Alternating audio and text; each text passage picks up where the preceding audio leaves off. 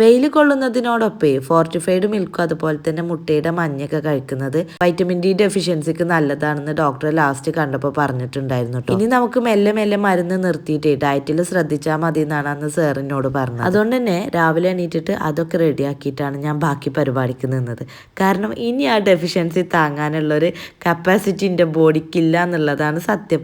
ബോഡിനേക്കാളും എൻ്റെ മൈൻഡിനില്ല എന്ന് വേണം പറയാൻ. അതൊക്കെ സെറ്റായതിന് ശേഷമാണ് പുട്ടും അതുപോലെ തന്നെ കടലക്കറിയൊക്കെ റെഡിയാക്കിയത് കേട്ടോ.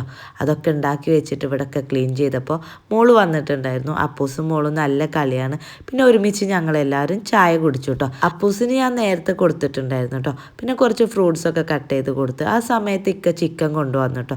ആ ചിക്കനിന്ന് കുറച്ചെടുത്തിട്ട് ഞാൻ കട്ട്ലേറ്റിനും സമൂസക്കൊക്കെ വേണ്ടിയിട്ട് വേവിച്ചു. അപ്പൂസ് ഉറങ്ങിയ തക്കത്തിലാണ് ഞാൻ പിന്നെ ആ പരിപാടിക്കൊക്കെ നിന്നത് കേട്ടോ. പുഴുങ്ങി വെച്ച കിഴങ്ങിന് വേവ് കുറവായിരുന്നു. അതൊന്നും കൂടെ വേവിക്കാനിട്ടിട്ട് ഉള്ളിയൊക്കെ വഴറ്റി സെറ്റാക്കിയത് അവിടെ ഒക്കെ റെഡി ആയിട്ടുണ്ട്. ഇനി നമുക്ക് ഫില്ലിങ്സ് ഉണ്ടാക്കാം. എനിക്ക് ചിലപ്പോൾ ഇതിനൊക്കെ ഭയങ്കരമായിട്ട് കൊതിയാവും കേട്ടോ. പക്ഷെ അപ്പൂസിനെയും കൊണ്ട് ഉണ്ടാക്കൽ ഭയങ്കര റിസ്ക്കാണ്. അതിനൊരു സൊല്യൂഷനാണ് ഇപ്പോൾ എൻ്റെ കയ്യിൽ കിട്ടിയിട്ടുള്ള ഈ ഒരു സമൂസ മേക്കറും കട്ട്ലേറ്റ് മോൾഡറും ഒക്കെ കേട്ടോ.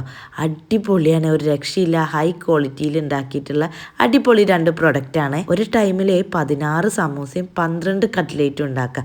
എനിക്കും ഇക്കാക്കും മാത്രമല്ലേ, രണ്ടും ഒരൊറ്റ തവണ ഉണ്ടാക്കിയാൽ തന്നെ നമുക്ക് സ്റ്റോർ ചെയ്ത് വെക്കാൻ കണ്ടുണ്ടാവും കേട്ടോ. അതൊക്കെ കഴിഞ്ഞ് കിച്ചണൊക്കെ ക്ലീൻ ചെയ്ത് സമൂസയും കട്ട്ലേറ്റൊക്കെ പൊരിച്ചെടുത്ത് ഇക്കുന്നേ പുറത്ത് ഓരോ പണി കൂടെ ആയിരുന്നു കേട്ടോ. ഇക്കാക്കും കൊണ്ടേ കൊടുത്തു. അപ്പൂസിനുള്ള ചിക്കൻ പൊരിച്ചിട്ട് അപ്പൂസിന് കഞ്ഞി കൊടുക്കാമെന്ന് വിചാരിച്ചു. അതിന് ശേഷമാണ് പിന്നെ ഉച്ചക്കുള്ള കറി ഉണ്ടാക്കിയത് കേട്ടോ. അതൊക്കെ കഴിഞ്ഞ് കിച്ചണൊക്കെ തുടച്ച് ക്ലീൻ ചെയ്തിട്ടിട്ടുണ്ട്. കുളി കഴിഞ്ഞ് ഞാൻ പിന്നെ ചോറ് തിന്നില്ല. പുട്ടും ചിക്കൻ കറിയും കട്ട്ലേറ്റുമാണ് കഴിച്ചത്. ആ ഒരു സമയത്ത് ഇക്കാക്ക് പോവാനും ആയിട്ടുണ്ടായിരുന്നു കേട്ടോ. ഇക്ക പോയാൽ പിന്നെ ഞാനും അപ്പൂസും കിച്ചണിൽ തന്നെ കിടന്നു ഒരുപാട് ഉറങ്ങിട്ടോ. ഈവനിങ്ങിൽ സുമി വിളിച്ചിട്ട് പറഞ്ഞേ പഴമുണ്ട് ഈ കൊണ്ടുപോകാനാണ്. ഞാൻ ചെന്നപ്പോൾ പൊന്നൂന് ഗിഫ്റ്റ് കിട്ടിയിട്ടുള്ള ക്രയോണൊക്കെ അപ്പൂസിന് കൊടുത്തിട്ടോ. അപ്പൂസിന് ഫസ്റ്റ് കിട്ടുന്ന ക്രയോണാണിത്. എനിക്ക് ഭയങ്കര സന്തോഷമായി. പിന്നെ സിങ്കിൽ കുറേ പാത്രങ്ങളുണ്ടായിരുന്നു. അതൊക്കെ കഴുകി അപ്പൂസിന് കുറച്ച് ഫ്രൂട്ട്സൊക്കെ കൊടുത്ത് ഞങ്ങൾ ചോറൊക്കെ തിന്നു. ചോറ് തിന്നതിന് ശേഷം ഉഷാറായി അപ്പൂസ് കുറേ നേരം കളിച്ചിട്ടോ.